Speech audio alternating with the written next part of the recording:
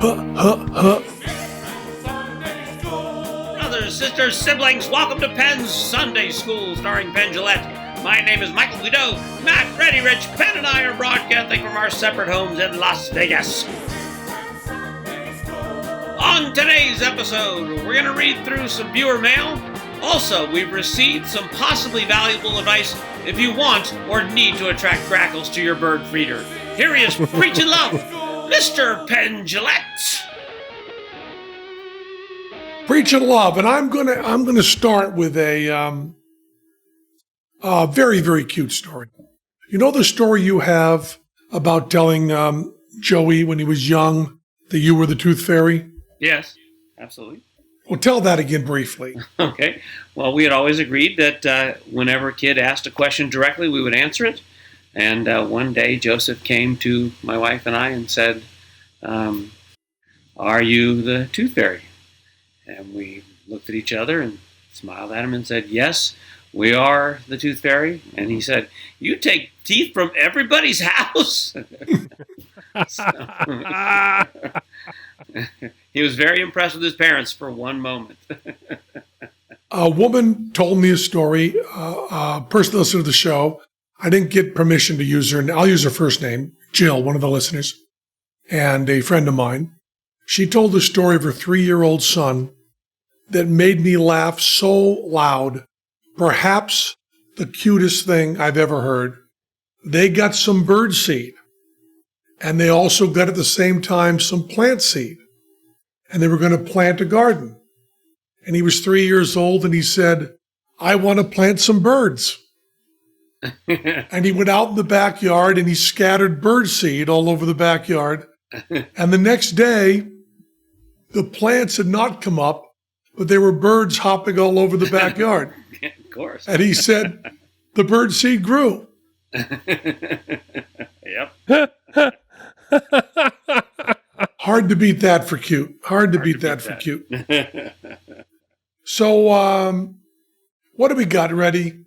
You were out in Death Valley? I went to Death Valley. For your birthday. How old did you turn? 51. 51? Jesus, that's old. And I'm older than you. Yes, both those things are true. And where'd you go in Death Valley? Mesquite Flats. Why did you go to Death Valley? My ex-brother-in-law called me out of the blue and said he wanted to meet. He hadn't seen me for, 10 years maybe. You mean like hang out? Yeah. Okay, because I feel like you said it in a way that it seemed like he was going to challenge you to a duel or something. Never know with him.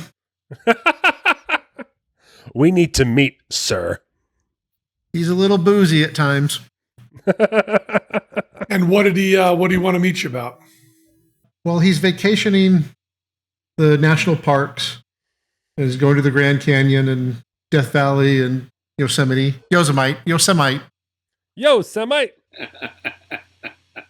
And hadn't seen me in a while, and he felt like we were brothers, and that's nice. He missed me. There you go. Who doesn't miss you, Reddy? Did he know it was your birthday? Yes. Oh. Were there gifts involved? There were no gifts. A sandwich, maybe? I asked everybody to not get me gifts many, many years ago because I had too many bad experiences with not receiving them well. I see. Oh, interesting. Uh-huh. Yeah. My son does the same thing. Yep. And also not reciprocating at the correct levels, both directions. Oh, interesting. Boy, gifts are hard. And rather than learn that, I thought maybe I should just X myself out of that equation. Smart thinking, actually. Well, it's Sturgis now. Incidentally, Sturgis is the greatest name for a butler you could have. Sturgis! At the bike rally in Sturgis, there are 250,000 bike enthusiasts, motorcycle enthusiasts, who are gathering together in one place during a pandemic. Who would have thought motorcycle enthusiasts would not understand epidemiology? Haven't they ever had crabs? That's my question.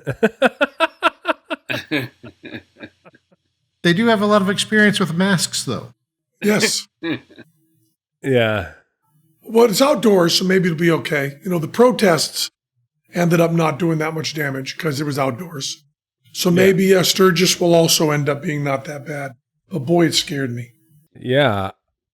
I'm finding a lot of people just projecting the state of the world as their own thoughts. Like some people are like, yeah, it's still bad. So a lot of people are staying indoors still. And then other people are saying like, yeah, it's crazy. People just don't know what to do. So people are trying to get out and just do other stuff.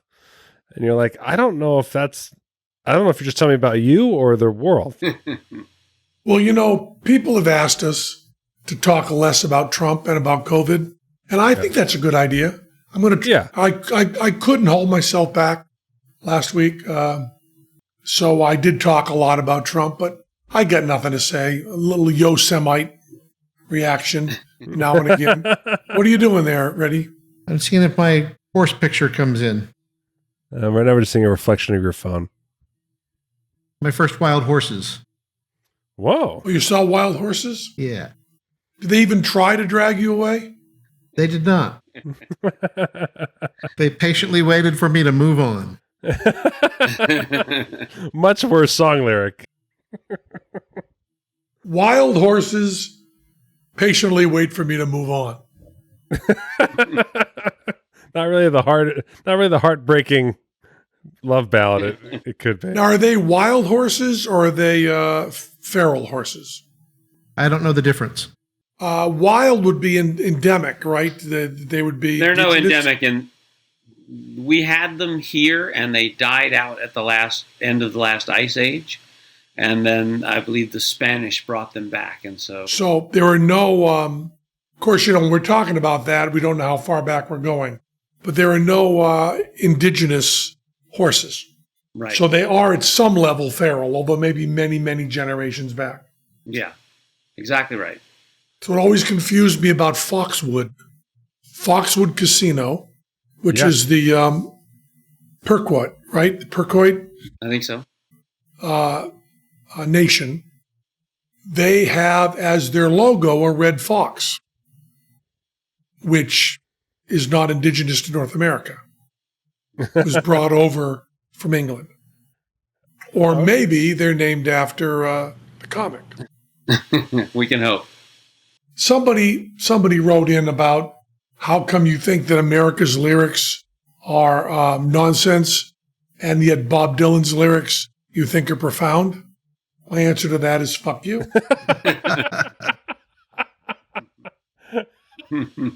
Other people writing in about... I guess my answer was too long. So, what have you been up to, Matt Donnelly? I just been moving stuff out of my father-in-law's house. I rented a cargo van, loaded that up. What, the cargo van is like just a kidnap van? Yeah, total kidnap van. As a matter of fact, without even thinking about it, I actually stole 3 kids between here and there. But I needed help moving stuff, so it was like, free labor. And you are driving this alone from Vegas to LA? Yeah. And I went to go into the lot at over here by the airport, and I'm masked up. I walk in and they're masked up, and then I'm so afraid to fully approach them as I wait to be directed as to the protocol. It's an indoor environment, so I stand in a way where the automatic doors keep opening behind me and letting all the air conditioning out. So I started annoying everybody at the Enterprise the moment I walked in. So then I moved way too far forward into the office area to stop that from happening.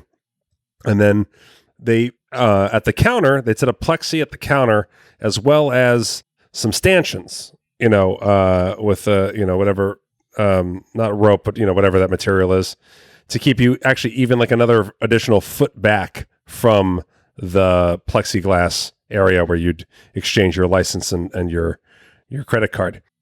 And I'd stepped so far forward that I was actually to the side of that counter. So then the woman said, I'll take you over to the counter, kind of sternly, and gestured in a way that made me feel like I should wedge myself between the stanchions and the plexiglass instead of standing further back. So I just made myself get incredibly close to the plexiglass, as if the stanchions to make sure I get super close to the plexiglass. It was so dumb. She's like, no, you're supposed to go behind it. That's why it's there. Really condescending. And I want to be like, I'm just trying to follow directions, as I would say, in her defense, yeah. Condescension may have been the proper. Condescension is usually considered to be a negative thing. Yeah. But in this case, maybe it was okay. Well deserved. I mean, that's the thing. It's like, I am definitely the asshole they're talking about for the rest of the day. I definitely just fucked up their shit, and they are just like, since COVID-19, idiots come in here, and I have no defense. I just did everything wrong. I just ruined their day. I think we should learn to accept condescension as kindness. Thank you. Yeah, it's like an improv. Yeah. When you do games that involve puns, you accept groans as it counts as a good reaction. You count groans as success. So I think, yeah, being overly told again the protocols of how to handle things in COVID-19, she'd be like, thank you so much. Thank you. The mask has to cover your nose. Yes. Thank you. It does. It does. Did she then patiently wait for you to move on? Yeah, she got me out of there, no problem. And then, so was she a horse? Yeah, she was a really wild horse. Oh, yeah, there's some wild horses. There's the wild horses. I saw them for a sec. The name of this show is Condescension Is Kindness. You're laying out the episode titles almost like a cult leader. It's really kind of cool. I like it. Now, what's it like to drive from here to LA? Well, I put the over under. Astronaut friend. I put the over under of people blaring their horn as I can't see them in my blind spot as I drive a cargo van. That's the thing I always am fascinated by when I'm driving, because I do that drive a lot. Less so now, but still, nonetheless, I've done it since the passing of my father-in-law. And it's anytime you see a U-Haul or a cargo van, I don't think people always process the person operating that vehicle never operates that vehicle. Just never does. Right. So if you're ever around a U-Haul at all, like really stay away from them. They do not know how to handle the vehicle that they're using. You all should actually put that in their slogan. They should all come with a bumper sticker that says, I don't know how to drive this thing. Yeah. You should see me in my Audi. And I even remember, like, I was driving that route and I saw a U-Haul, and it was snowing up on the mountains at the time. And I remember slowing down tremendously and watching the U-Haul just keep going. And I was like, that's not a good thing. And then I saw the U-Haul on the side of the road, like 5 miles later. I was like, yep, they did not know what they were doing in that truck. But it was good. I highly advise the cargo van over the U-Haul. I don't know for anyone out there. I think it holds just as much. And then you don't have that weird, as many blind spots with the mirrors and the not aerodynamic thing where you're Grandma's attic. Yeah, and you're not just blazing through gas. So I highly advise it. And did you load everything yourself? I did. Well, we had help there when we arrived from a few friends that came out to help us all. What do you got going on, Godot? Well, I went last night and watched Gone with the Wind, which is... Yeah, Teller loves that movie. What did you think? It's problematic. There is an opening overture, which is several minutes long, but then the first thing that comes up is a prologue. And the prologue reads, "There was a land of cavaliers and cotton fields called the Old South. Here in this pretty world, gallantry took its last bow. Here was the last ever to be seen of knights and their ladies fair, of master and slave. Look for it only in books, for it is no more than a dream remembered." That's first. Oh, Jesus. That is first. And as awful as all of that is, there's another problem in the movie, and that is that this kind of charming guy, Rhett Butler. Just one. Yeah. Just one other problem. One other problem. Well, in the prologue, we've got big problems. Yeah. And those are going to continue throughout the show. At one point, Scarlett's going to slap a slave. It gets bad. But an even more a simple basic problem for me is why the fuck does Rhett Butler like Scarlett O'Hara? She is a dick. She's supposed to be charming in this wonderful thing. And from the first moment you see her, she's awful. There are so many problems with this movie. Yeah, it's nothing I'm interested in. Yeah. I mean, just nothing about the Old South is anything to me but uncomfortable. Right. I'm from Massachusetts. So we had we did not cotton to the Old South at all. There was no romance at all. It was just, that's an awful place to be. I think that some people can romanticize it, but it's built on such a horror that it's untenable. Really, it's amazing. Yeah, well, our whole country is kind of that, but we got to try to make that better. Yes, we're working on that, but we're doing a terrible job. But to get off that subject, how did you load the van? So the first and primary goal was to talk my wife out of as much stuff as possible that we needed to take back to that was the first step, was how can I make this van a waste of money? Can I please transport just a paltry amount of things back to our house? Did you consider out of work arsonists? There was actually a house around the corner that I started walking by. I've probably been out to this house now probably 5 times since, with all the events. And I still try to get my walks in at night or in the morning. And there was a house around the corner, probably about 8 houses down, where I'm going to say owners would be the wrong word to use. The occupants enter and exit through completely open second floor window. They climb up to the roof and enter and exit through a giant open window in the front of the house. The weeds and stuff are overgrown, and I kept, for the first 2 days I was there, I'd walk by this house with a curiosity to try to figure if I could figure out what's going on. Then I realized there's a much higher chance of me simply being murdered than there is of me getting any more information than I already have out of the occupants of this house, and I stopped walking by it. But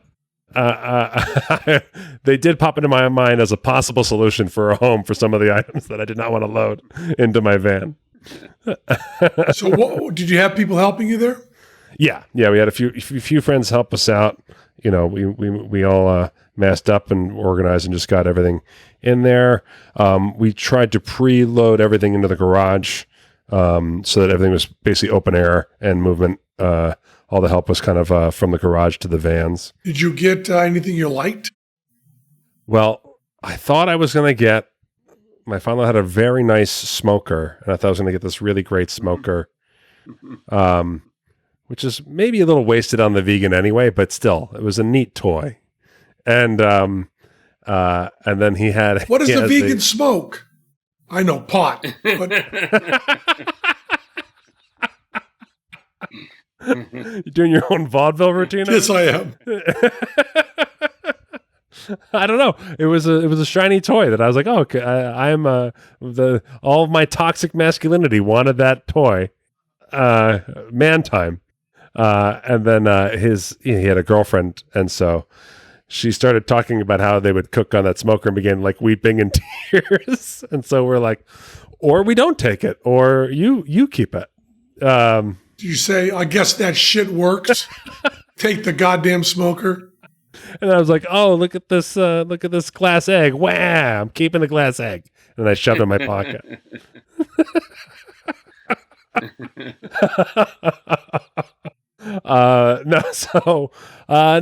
We got it took home. We're basically going to upgrade the guest room with some stuff to make it more likable. So should anyone come to visit us, they could stay long term and work that out that way. There's just a few things we needed around the house, but no, for the most part, we're giving most of the stuff away. That's the crazy thing about COVID is that, like, so for instance, like estate sales, No one is coming. Strangers are not coming to your home to assess values. And if they did, they're not going to open up your house to a bunch of strangers to come in. So that's done. That's not an option. And so now you look for places to donate stuff. But guess what? Those places aren't moving things either because no one's going to those places for stuff. So we're looking around the area for donation sites and they're just saying no. And so it's really hard to figure out where things can go. And the idea that like you're supposed to like, you know, make money or turn any kind of profit on these things, which is always difficult to do with what you're doing with emotionally anyway. There's just like a voice in the back of your head that's like, don't be stupid, you know, be smart, sell things if they have value, that kind of stuff.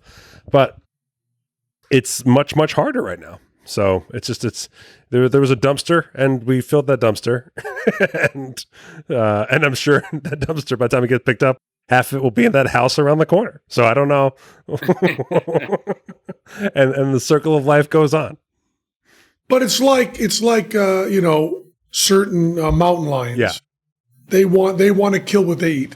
They want to eat what they kill. Yes. So the people in the second story probably enjoy more getting out of the dumpster than being given it. You don't want them to lose their skills. That's true. You know, it was the son of Ruby Keeler, so we have a lot of little artifacts from that, and a couple of larger pieces of furniture that were just from Ruby Keeler, which we think is pretty cool to have in the house, and some beautiful pictures and paintings and stuff that we are keeping from that era. And it's a trip. It's a trip. Yeah, boy, Ruby Keeler. Yeah, it is strange to be an in-law to someone who has a star in the Hollywood Walk of Fame. I know you have one as well, but I'm not related to you. And just the, you know, she basically was famous for getting out of show business because she wanted to have a family. And so her family really didn't talk that much about her crazy career. But then you come across these artifacts and it's got, you know, like, Steve Allen and Carol Burnett and everybody like wishing her well and these letters from these crazy people and all these movies and stuff that she was in, the director she was in, and it's just a different crazy time. And yet her story is a story of someone who said like, yes, it was totally fun. It's great. But I really loved not doing it. And I really loved raising my 4 children. Isn't that Rick Moranis too? Yes, it is. Yeah. Yeah. I think that's Rick Moranis' story as well. Last night, I slept 8 hours and 10 minutes. Whoa. My watch keeps track of how much I sleep. And I have my feet elevated a little bit to help with weight loss. And I got to tell you, sleep, so important.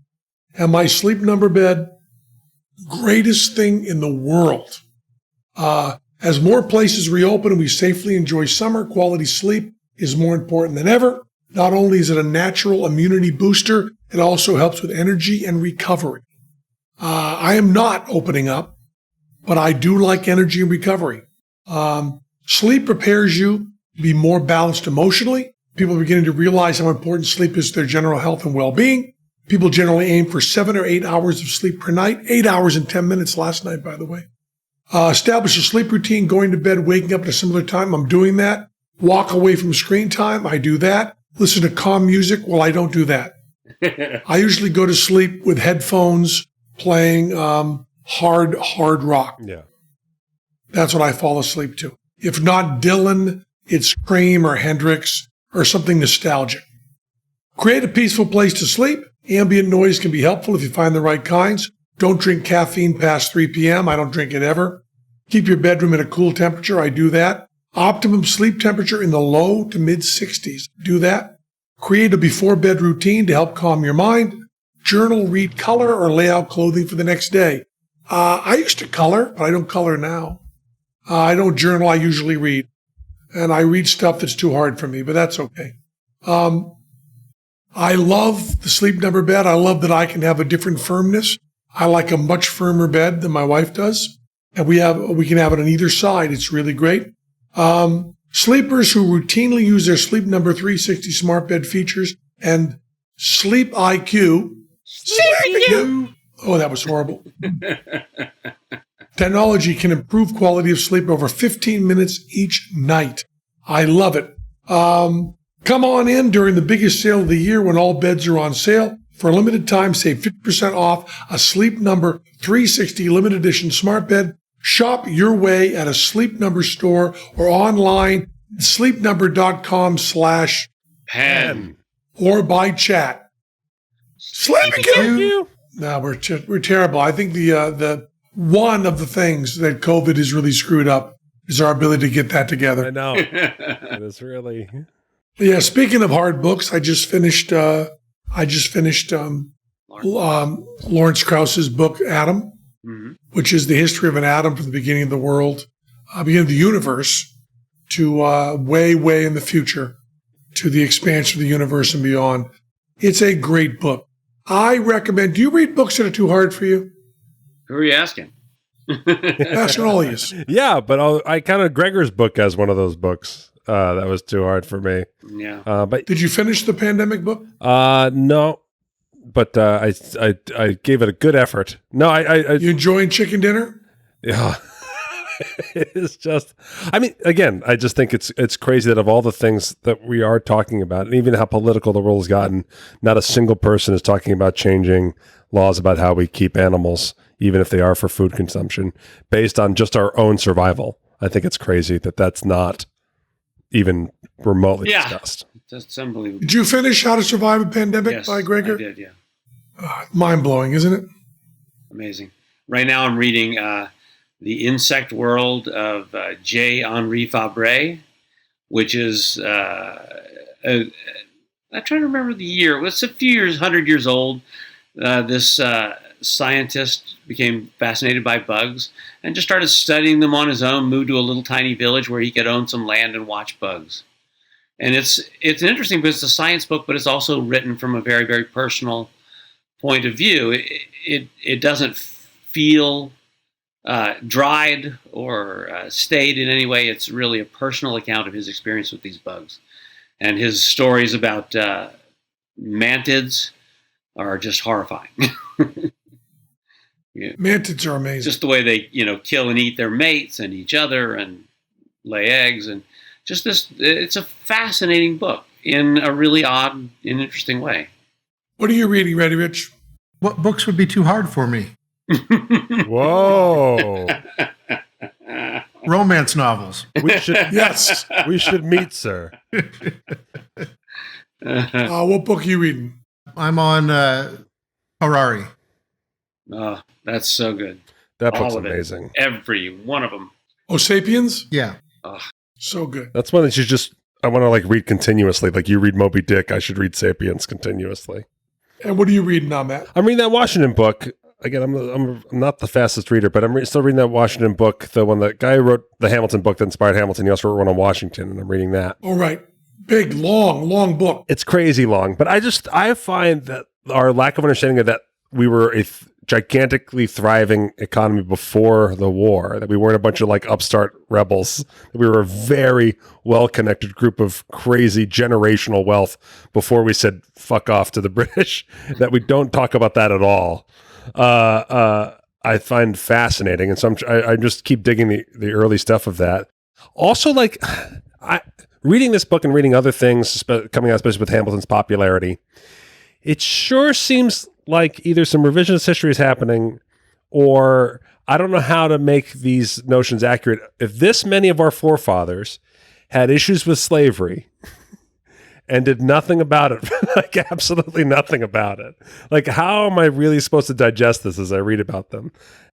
But we have issues all the time that we do nothing about. I mean, you could say, did people have issues with Black Lives Matter for the past 20 years? Yes. Oh, yeah. You're right. We did nothing about it. Yeah, you're absolutely right. Even what we just discussed. We just discussed the animal thing, and that's clearly something that bothers everyone when they know about it, and we do nothing about it. Everybody knows that's wrong. I just got a book, I haven't started reading it yet, Peter Singer's new book on the ethics of what we eat. Uh-oh. Oh, Christ. I'm in trouble. Oh, no. I'm already eating nothing. Yeah. Does it get worse? I bet it'll get worse, yeah. I've lost I've been working out and also losing weight. So the weight I'm losing is all fat, and I've lost 20 pounds. And I'm eating just, brown rice, beans, kale, and broccoli. Wait, do not tell me any of those are off the list. If I find that out, it's terrible. It's like, if it's not ethical to eat those, where are we going? And I'm also reading Nicholson Baker's new book, Baseless. Mm-hmm. Yeah. And it's the germ warfare, the chemical warfare, the crop warfare, Agent Orange, Freedom of Information Act. And he's such a great writer. It's just pouring despair into my household during COVID. Oh, man. And now, what are your problem with groats there, Ready Rich? No problem with groats. Just people ask where we get them and what they should be looking for. I don't know. I think I get them on Amazon. Yeah, you get them on Amazon. And I buy 5 different kinds. And I have a half cup a day, and I dip my little half cupper into the 5 different barrels and pull out some of it. Yeah. Well, Reddy's the guy you want to talk to. Reddy has been cranking it out. Godot and I have been buying 25-pound bags off of Amazon, whatever's cheapest that isn't intended for cattle. And you buy whatever kind of groats? Right. We're mixing them all up. Because you don't want cattle showing up at your house to, take it back? Well, there's gravel in the bag. Okay. Dear Liza, Now, what does 25 pounds of groats cost? The cheap ones we use for a base go for about $2 to $3 a pound, and the expensive ones we use for seasoning go for $4 to $10 a pound. Oh, that's a big difference. And how long does 25 pounds last us? Well, we bought 5 different kinds, so it's really 125 pounds. So we're opening a groat business. Just send us a little cash. You should start selling on Amazon is what you should start doing. it's been about 2 months for the last order, right? Yeah, it's been a while, yeah. How many do you have left? I have a lot. I think you brought me a bin of 25 pounds, and I probably have 15 pounds left right now. Now, do you mix it? Yes. Or do you mix it as you do it? No, it's a bunch. We mix them all into one big tub, and then just scoop it out and cook straight out of that. They're all mixed in. Gee. And how much do you eat a day? Me? Yeah. Cooked about a cup. A cup of groats on top of a cup of blueberries microwaved, and then I throw a little pecans on top. Well, the pecans are what are going to kill you. I know. You tell me every time. I do. How much do you eat a day? Tablespoon of pecans. How much you do a day? Ready? I make 3 cups for the week. 3 cups uncooked. Yes. I do a half cup uncooked every day, and I do a layer of cocoa powder, just powder, nothing else, cocoa powder, and then erythritol, the sugar, natural sugar that you don't digest. I mix those together, which is making a chocolate bar. Yeah. And then I put the cooked groats on top of that, and then I put in some soy milk, and then I microwave it for 2 minutes, and that's my dessert. It's a very healthful Cocoa Krispies. Now, how much are you eating now? I'm eating about 800 calories a day. No, but how much of the groats do you know how much you're measuring now? How much do you know? Half cup uncooked. Okay. How much were you eating before Jason made you measure what you were eating? About a cup uncooked. Oh, okay. So it wasn't that much more outrageous than what you were doing. But you also mentioned during the Sleep Number ad that your legs up was helping your weight loss? So Gregor says. Okay, I'll accept that. But I have my legs elevated about 4 inches. While you sleep. What does the legs up do? I don't know. But Gregor says do it, so I do it. Same thing with goby berries. I don't fucking know. No, I heard the legs up thing even for blood pressure, which I have a recliner now downstairs, and then I can't put my legs up. I don't do it while I sleep, but I put my legs up if I'm... Well, very, very big deal. Hanging out. I just came off one of my meds. Really?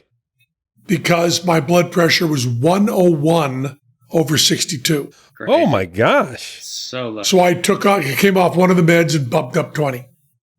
But that's good. That's very good. Yeah. That's excellent news. And I've lost a lot of weight and I feel terrific, except for, everything. Very personally, on a small scope, I feel terrific. Yeah.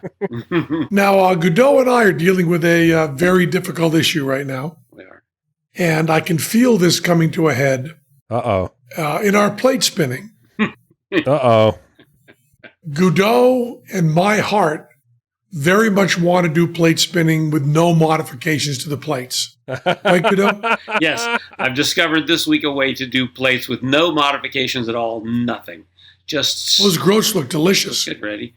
So yeah, I figured out a way to do it with nothing, no gimmick, nothing. And so now I look at Penn, I take it over to his house and try to get him to do it. It's hard. And so the question is, what sort of men are we? You wait till Teller gets back to practicing. I'm worried. And you try to convince Teller to do it without gimmicks. Because Teller lives his life with gimmicks. Yeah, I know. Yeah. He wants a gimmick for showering. Well, I think maybe we'll be able to spray the bottoms of some of the bowls, and you can try that and see how you feel. I already did that. I'm so excited about the fact that it needs nothing. Now, what are you putting in with your groats there, Reddy? No. Lotus root, Lotus. shiitake mushroom, and snow peas. And what is the sauce? It's a Thai curry. Yeah, he makes savory groats. We have groats for breakfast. Reddy has groats for dinner. Yeah. I have groats for dessert. That's good. And I'm doing one meal a day, too. So Yeah, 800 calories. Boy, that's pretty low. yeah, but I go every other week. I alternate. On 1 week, I'll do about 2,000 or maybe 1,200, 1,300. And the next week, I do like 800. So 1 week, I build muscle. The next week, I lose fat. Okay. Seems like that works really well. It's Jason Garfield's birthday, and he's still exercising me and Piff very hard. Although Piff is getting frustrated, he says it never gets easier. And I go, right, it never will. You're just picking up bigger rocks. Yeah, you're building stuff up. I did an interview. Jeff Hobson Yeah. is doing a documentary about trying to do a Vegas show. Oh. Because he tried to do a Vegas show and failed. Yeah. So they're doing a documentary, and I'm one of the people who has a successful Vegas show. And I told them nothing they wanted to hear. I told them, if you want to do a Vegas show, fuck you. You're not an artist. Because you should not be picking your show based on venue, but based on art. Get a show you'd like to do, and then figure out where you want to do it. Yeah. But don't say, boy, I want a Vegas show. We know someone in Vegas that all they ever wanted in their life was a Vegas show. And they are doing the shittiest Vegas show in Las Vegas history. Because there's no heart, no soul, no desire. They just wanted to be famous and have a Vegas show. Fuck you. I also told them. We're doing, yes. And I also told them that you will lose your house and all your money, and you need to have enough money to run for 6 months, paying everybody and all your advertising without a penny coming in. Right. I also told them that you needed to break even, be at 20% capacity. And if you do all of that and do it perfectly, then it's all luck, and you've got about a 5% chance of being successful. I'm in. That's if you've got 6 months. Now, you want to tell me a story about Dennis Rodman? Yeah. I was watching the documentary, and I don't know, it's What's it called? Like The Last Dance? The Last Dance. Yeah. And they basically dedicate a whole episode to Dennis Rodman of the 10-part series. It's about basketball. It's about basketball. And when you were with Dennis Rodman, did he ever talk about being Native American or part Native American? He mentioned that in the boardroom set. Yeah. On Celebrity Apprentice. Okay, because there's a moment in it where Phil Jackson also says he was part Native American, and one of the ways he got Dennis to calm down was to walk with him and discuss Native American ideas with Dennis back and forth, which is either a very beautiful moment of the documentary or let you know how much of a manipulator Phil Jackson was as a head coach? Your decision. Now, Gary Busey had a Native American elder, a chief, who came into the room with him and gave him advice and talked to him. For the record, I could not see this person. Neither could anyone else. But that gave him some connection to Dennis Rodman. Oh, really? Okay, so what's strong?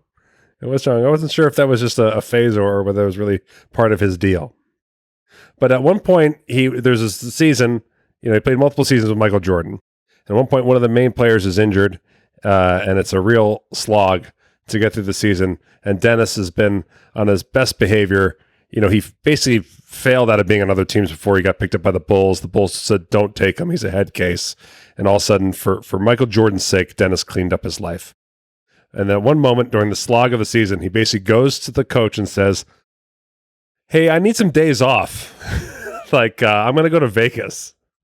And they're like, what? In the middle of the season, he's like, you got to let me go. I just need to do this. I've been really good. I've been really, really good for you guys. And I need to go to Las Vegas with my girlfriend, Carmen Electra, for a couple of days, miss a game, and just fuck off in Vegas. You got to let me go. Have other basketball players ever done that? No. First of all, the season's not a year long. So you actually have 2 months to go to Vegas on your own time.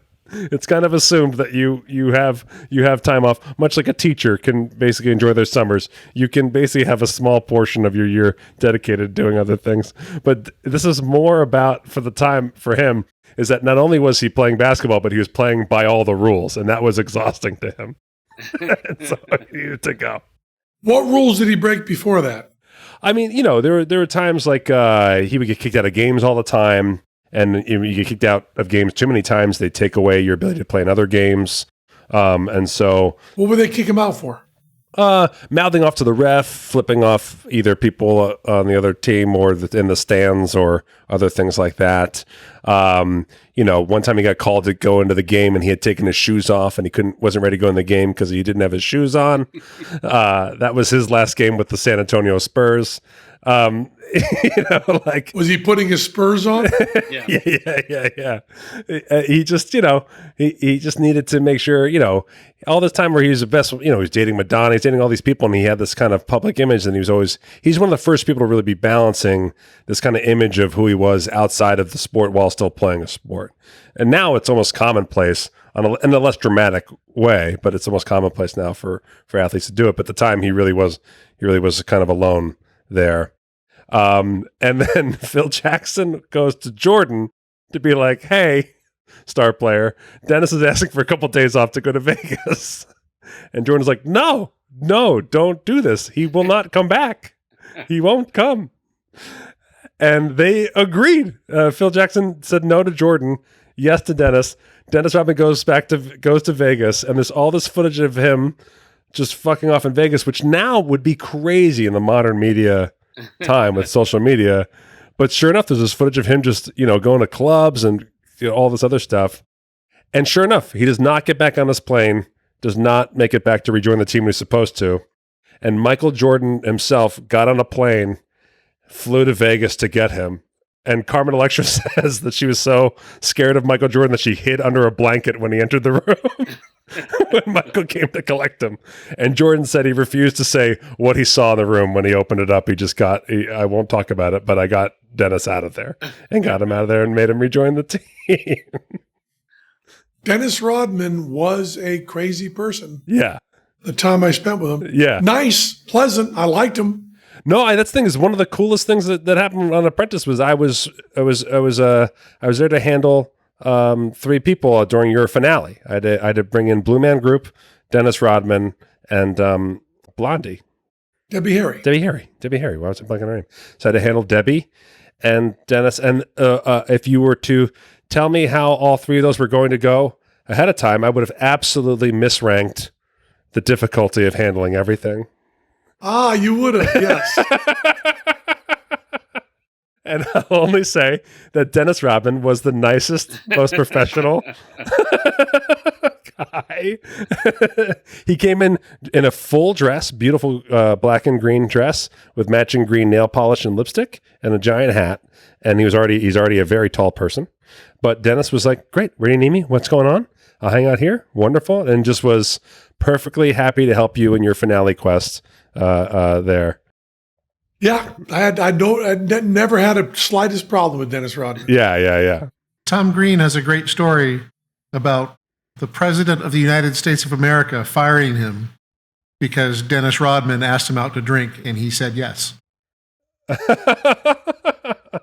Which is very similar to Penn's story about any president asking him to have sex. You would have to say yes. Dennis Rodman asks you out to drink, you kind of have to say yes. Even by that logic, you can kind of understand maybe his rapport with Kim Jong-un, I guess. Yeah. If he asks you to come out and play basketball, you just do that. I guess.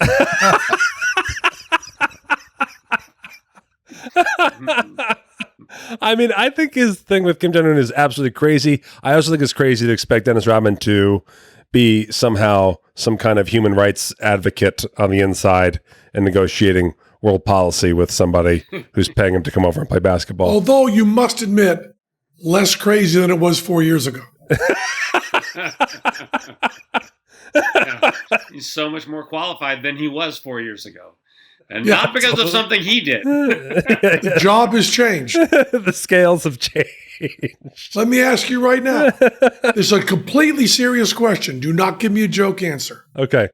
If you had a magic wand and you could change the President of the United States right now from who it is to Dennis Rodman, would you say yes? Oh, wow. I think yes. I think you have to. I mean, things have gone so poorly. How could you not just make that choice? Just, could it be worse? That's the thing, right? So, of course, my gut was to be like, yes, both jokingly and in my heart, because I would just take. I mean, we're all kind of lining up to vote mystery prize anyway, we just kind of like the generic box it's coming in.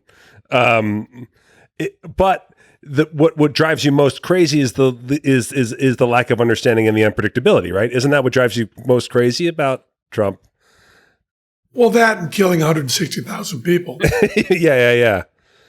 Would Dennis have handled it better? Would Dennis Rodman? I believe so. I believe he might have just dropped out and let Fauci take over. Oh, yeah. That's a good point. He might have just said, I'm going to be in Vegas for 2 weeks. If Fauci's handling it, I'll be in Vegas, which is not too different than going golfing. Yes, it is. If you marginalize Fauci first. Oh, well, sure. Yes. Yeah,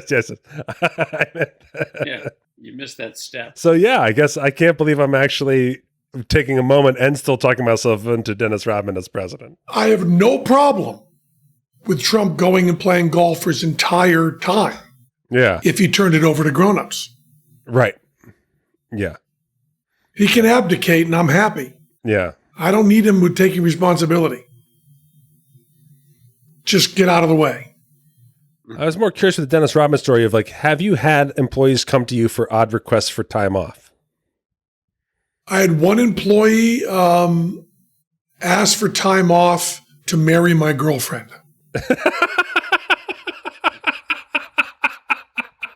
It was an awkward conversation.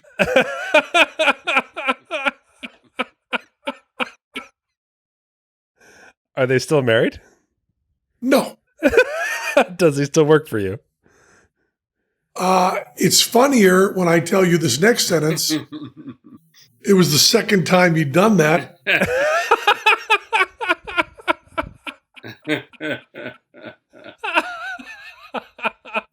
That's a weird fetish right there. That's weird.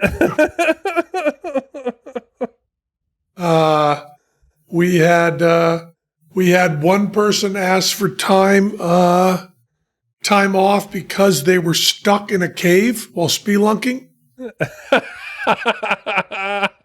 They had gotten stuck in a crack, wedged in a crack for 8 hours. Oh my God. And they couldn't get out. We have one of our crew is a spelunker and is known for having no claustrophobia whatsoever. Uh-huh. So when he was stuck in a crevice for 8 hours, he did not panic as people worked to get him out. That's... Sometimes I experience complete panic and not being able to get my ring off fast enough. That's how claustrophobic I can be. And yet I do tricks in the show where I'm stuck in little boxes. Yeah. But if you put me in a crevice for 8 hours, I would not be content. I got a panic attack when I was being strapped to a Shrek outfit for a gig. I was like, they weren't clear that I was going to be in this crazy outfit. And they just said, you're going to play Shrek. So I figured it was going to be makeup and prosthetics. Well, I thought you meant you were just going to walk in and say you're Shrek. So then I walk in, wait for my friend Donkey to show up and do my job. And I was curious about like the late call. Like the gig started at like 4 and they wanted me there at like 3. And I was like, well, this can't be makeup then. And so I was like, oh, I'll probably just wear some, mask or something. And instead it was this gigantic crate with like all this ornate thing where I basically wore like, like in those science fiction movies where they put little soldiers inside giant robots and then they move with their arms. Like basically it was closer to that. Like there was not a part of me that could touch the outside world in this costume. And everything was fake on top of legs, on top of my legs, and etc. As I'm strapping in, there's just a bunch of corporate people. No one who had handled any kind of costume like this before. They were like following directions from a piece of paper. And next thing you know, they're taking like a very long time and jostling me around while they strap in 6 different straps around my head to strap the mask on my head that just had a tiny fan above it to keep me remotely cool. And I could see out of the mouth only. And as they struggled with like the 4th strap, I just yelled, get it off right now. Get this thing off me right now. Get the head off me. And everyone went into a flurry. They took the mask off and I just looked around the room like wide-eyed, like my eyes were just like Oreos. And I just looked at everyone. I go, who is in charge of me? And then someone's like, I am. I was like, okay, I need you to tell me what's going on. I need you to stand in front of wherever the mouth is. And you're going to tell me what's happening for the rest of this time. Because this is really weird. And I don't get a sense that anyone knows what's going on. And then they just calmed me down and strapped me under the head. And the woman stayed in front of me the entire time. It was this is the only show where people hear about real show business.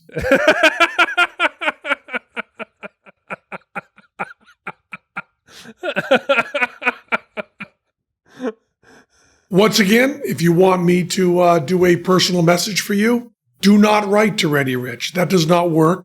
Go to cameo.com. Cameo.com, and you can get me to say most anything. Yeah. Try to trick me into saying something I don't want to say. Go ahead. Bring it. Has anybody sent me a Pig Latin thing that is a phrase for real both ways? Nope. All right. Maybe ashtray trash is the only one. But for right now, that was Penn Sunday School. That was Penn Sunday School. Cha-cha-cha. And to our listening ears, You become naked. nature sang and round us rang the music of the spheres. That was Penn Sunday Standing in the rain for no audience, getting your head strapped in. That's what show business is. Talking to Dennis Rodman about Native American guides.